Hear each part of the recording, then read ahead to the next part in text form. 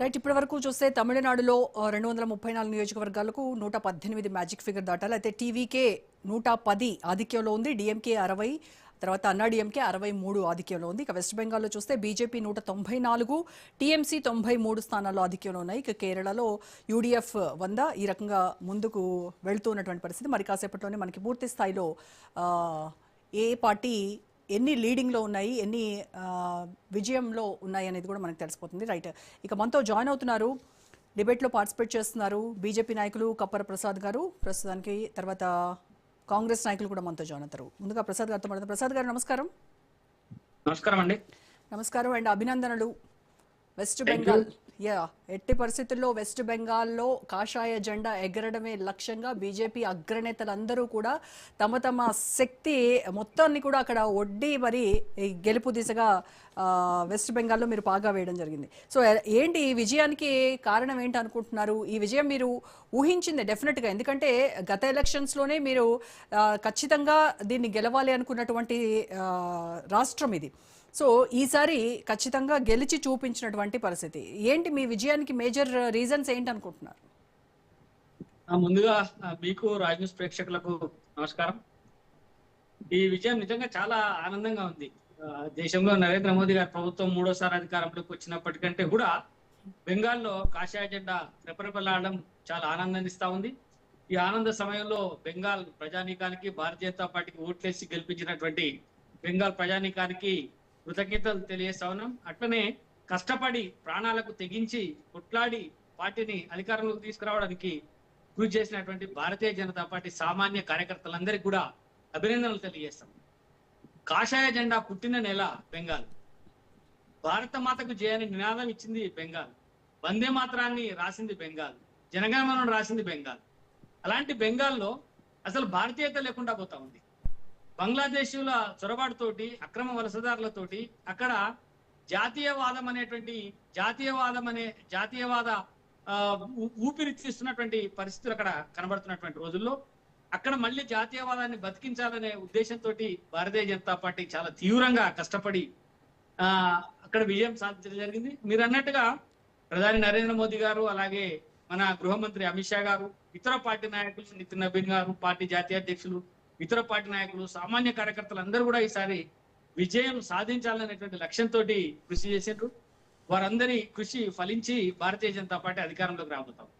ఇది ఒకటైతే, రెండోది భారతీయ జనతా పార్టీ అక్కడ గతంలో చేసిన దానికంటే భిన్నంగా చేయడం కంటే ప్రజల్లో ఉండబడేటువంటి భయాన్ని తొలగించింది. ఫస్ట్ బీజేపీకి ఓటేయడం వల్ల మీకు ఏ ఇబ్బంది ఉండదు, మిమ్మల్ని గుండాయిజం చేసే వాళ్ళు ఉండరు, మిమ్మల్ని ఏదైనా అవసరమైతే మేము రక్షించగలుగుతాం అనేటువంటి ఒక ధైర్యాన్ని ఇవ్వడమే మెయిన్ విజయానికి కారణంగా అక్కడ చెప్పుకోవచ్చు.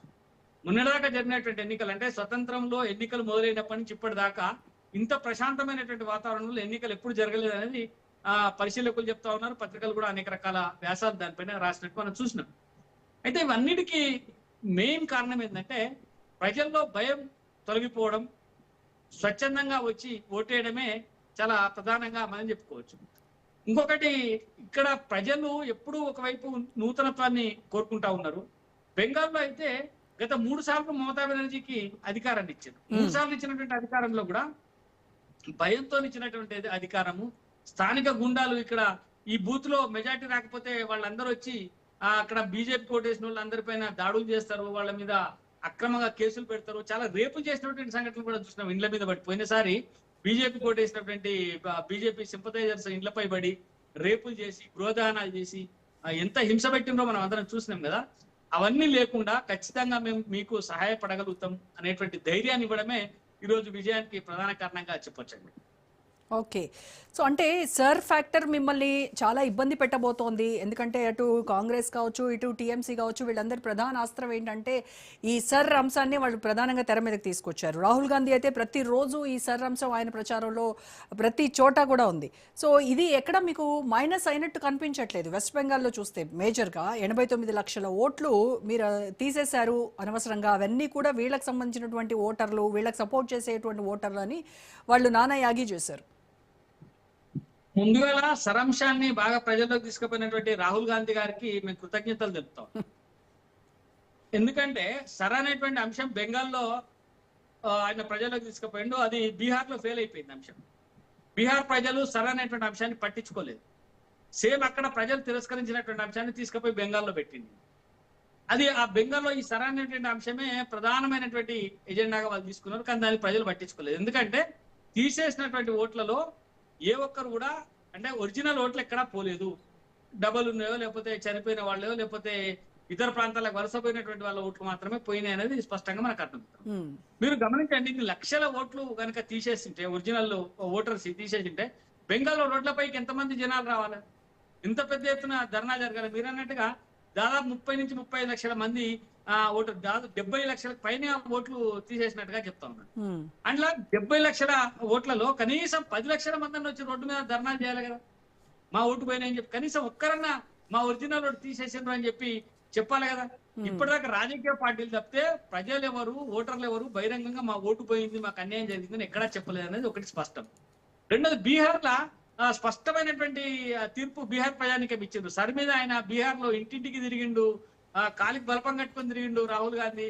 అక్కడ సర్ అనేది పెద్ద ఇబ్బంది లేదు, నిజమైన ఓటర్లు పోవడం లేదు, ఎవరైతే డబులింగ్ ఓటర్లు ఉన్నాయో లేకపోతే వలసపోయిన ఓట్లు మాత్రమే తీసేస్తున్నారు అనేది స్పష్టంగా అర్థమైన తర్వాత కూడా మళ్ళీ అదే అంశాన్ని బెంగాల్లో తీసుకొని పోయింది. అంటే ఇది ఒకటే, ప్రజలు స్పష్టంగా ఉన్నారు, ప్రభుత్వం ఏం చేస్తా ఉంది, ఏ యాక్టివిటీ చేస్తా ఉంది, దానివల్ల ప్రజలకు ఏ రకమైనటువంటి మేలు జరుగుతా ఉంది, ఏ రకమైనటువంటి కీడు జరుగుతుంది అనేటువంటి విషయాలలో వాళ్ళు స్పష్టంగా ఉన్నారు. కాబట్టి సర్ అనేది పెద్దగా అక్కడ ప్రభావం చూపలేదు అనేది ఒక అంశం. రెండోది ఏంటంటే, మీరు పశ్చిమ బెంగాల్లో అసలైన విషయాన్ని పక్కన పెట్టి అసలు ఏ అంశాన్ని ప్రజలకు తీసుకుపోవాలి, మమతా బెనర్జీ పాలన ఎంత ఘోరంగా ఉన్నది, అక్కడ చొరబాటుదారుల సమస్య ఏ రకంగా ఉన్నది, గ్రామీణ ప్రాంతాలలో నోరు తెరిచి మాట్లాడాలంటేనే భయపడేటువంటి పరిస్థితి ఉన్నది, ప్రజాస్వామ్యం మొత్తం కూని అయిపోయింది, దౌర్జన్యాలు దోపిడీలు అధికమైపోయినాయి, ఒక మెడికల్ కాలేజీలో ఒక మెడికో అత్యాచారానికి గురైతే పట్టించుకునేటువంటి నాదులు లేడు. ఇట్లాంటి అనేక సంఘటనలు బెంగాల్లో జరిగినప్పుడు వాటి అన్నిటి మీద దేని మీద కూడా కాంగ్రెస్ పార్టీ మాట్లాడింది. కాంగ్రెస్ పార్టీ ప్రజల్లోకి పోలేదు.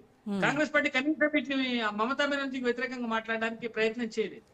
కాబట్టి ఇంకోటి ఏంటి, మమతా బెనర్జీ కాంగ్రెస్ పార్టీ జాతీయ స్థాయిలో కలిసి ఉంటాయి, బెంగాల్లో కొట్లాడుకుంటాయి.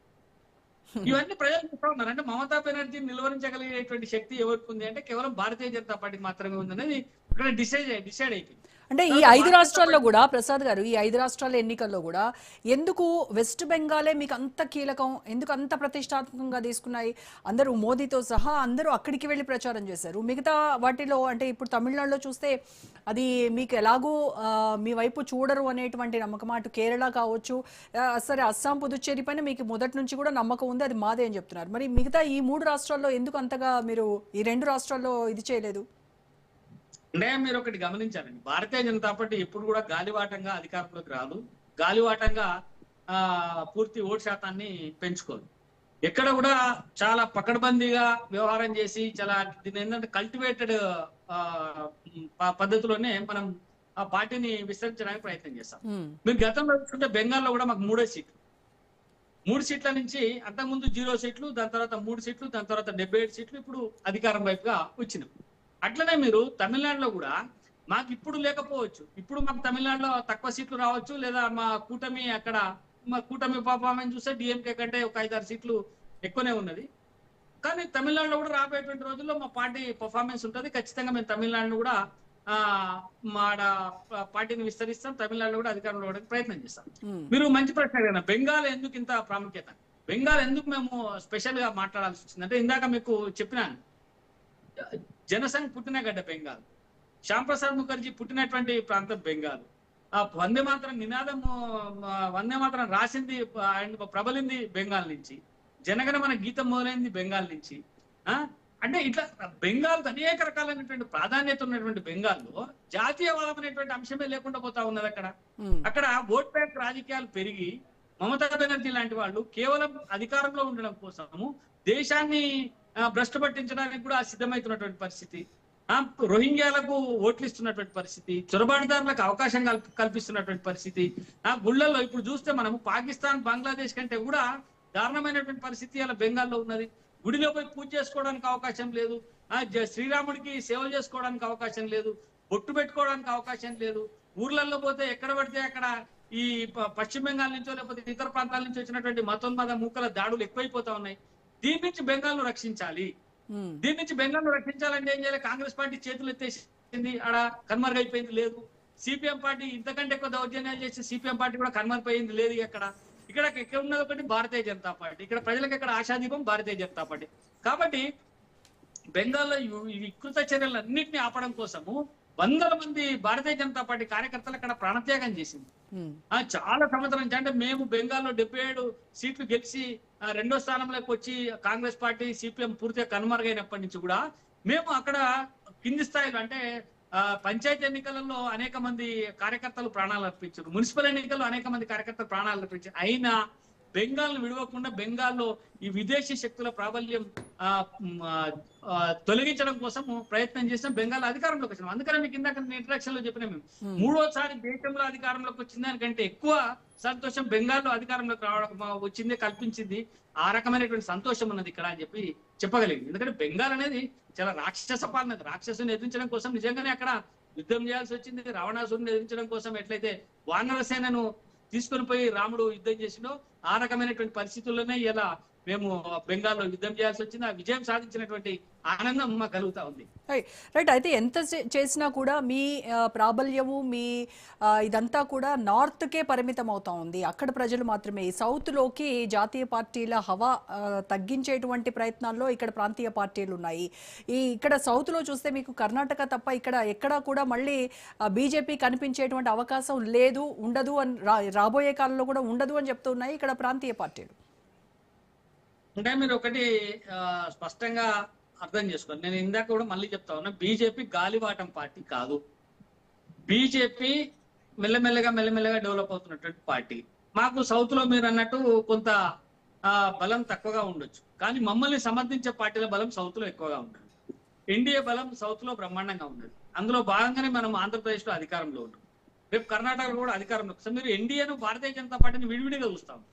ఎన్డీఏ భారతీయ జనతా పార్టీ వేరువేరుగా. ఎన్డీఏ అధికారంలో ఉన్నది అంటే భారతీయ జనతా పార్టీ అధికారంలో ఉన్నట్టే. మేము ఆంధ్రప్రదేశ్ లో అధికారంలో ఉన్నాం, రేపు కర్ణాటకలో అధికారంలోకి వస్తాం, రేపు ఇంకా పోతే రేపు తెలంగాణలో కూడా అధికారంలో రావడానికి ప్రయత్నం చేస్తాం. అయితే ఇందులో ఒకటే ఏంటంటే, ఎక్కడైతే భారతీయ జనతా పార్టీ కొంచెం ఎదుగుతూ వస్తా ఉందో ఆ ఎదుగుతూ వచ్చేటువంటి క్రమంలో కొన్ని అడ్డంకులు ఎదురవుతా ఉన్నాయి. ఇప్పుడు మనకు తెలంగాణలో 8 మంది ఎంపీలు గెలిచినారు, 8 మంది ఎమ్మెల్యేలు గెలిచినారు. స్థానికంగా మన మున్సిపాలిటీలలో కూడా దాదాపుగా ఒక 1100 గ్రామ పంచాయతీలో భారతీయ జనతా పార్టీ గెలిచింది. మున్సిపాలిటీలోకి వస్తే చాలా మంది కౌన్సిలర్లు, కొన్ని మున్సిపల్ స్థానాలను మేము గెలుచుకోగలిగినాం. అంటే గ్రాడ్యువల్ గా పెరుగుతా ఉన్నాము. రాబోయేటువంటి రోజుల్లో కూడా రేపు అసెంబ్లీ ఎన్నికలలో కూడా భారతీయ జనతా పార్టీ తన ప్రభావాన్ని స్పష్టంగా చూపించేటువంటి అవకాశం తెలంగాణలో ఉన్నది. దీనికి కారణం ఏంటి? మేము ఏదో పైనుంచి డబ్బులు గుర్పించో లేకపోతే ఆకర్షణీయమైనటువంటి పథకాలు చెప్పో అప్పటికప్పుడు ఏదో మసిపూసి మారగా చేసి ప్రజల్లోకి వెళ్ళడం లేదు. మేము ప్రజల్లో ఎందుకు లేవు ఆకర్షణీయ పథకాలు? బీజేపీ కూడా స్టార్ట్ చేసింది కదా ఫ్రీబీస్. ముందు నుంచి మేము ఫ్రీబీస్ కి వ్యతిరేకం అని చెప్తూ మీరు ఎలక్షన్స్ ముందుకు వచ్చేసరికి మీరు కూడా వాటికి తలొగ్గారు కదా. అది చెప్తున్నాను నేను మీకు. మీ ప్రశ్నకు నేను సమాధానం చెప్తాను. మేము మొదటి నుంచి ప్రజల్లో ప్రజా వ్యతిరేక, ప్రభుత్వ వ్యతిరేక కార్యక్రమాల్ని ప్రజల్లోకి తీసుకుపోయి వాటి ద్వారా ప్రజల్ని చైతన్యవంతం చేయడం ద్వారా వాళ్ళందరినీ భారతీయ జనతా వైపు కూడగట్టుకోవడం ద్వారా ఎన్నికలలో విజయం సాధించడానికి ప్రయత్నం చేస్తా ఉన్నాం. మీరు అన్నారు ఇందాక ఫ్రీబీస్ గురించి కూడా చెప్పాల్సినటువంటి అవసరం ఉన్నది. కొన్ని సందర్భాలలో తప్పనప్పుడు కొన్ని అంశాలు మీరు ఇతర పార్టీలతో చూసుకుంటున్నప్పుడు భారతీయ జనతా పార్టీ ఇచ్చేటువంటి ఫ్రీబీస్ చాలా తక్కువ. మాకు భారతీయ జనతా పార్టీకి ఈ ఫ్రీబీస్ మీద పెద్ద నమ్మకం లేదు. మేము వాటిని పెద్దగా ప్రచారంలో పెట్టేటువంటి అవకాశం లేదు, ఆ సందర్భం కూడా కాదు. మేము అభివృద్ధి ఎజెండాగానే ప్రజలకు పోతాం. ఇప్పుడు వాజ్పేయి గారు మాకు స్పష్టంగా ఒక దిశానిర్దేశం చేసిన, ఉచిత విద్య, ఉచిత వైద్యం, ఉచిత న్యాయం, ఈ 3 మాత్రమే ప్రజలకు ఉచితంగా అందాలి.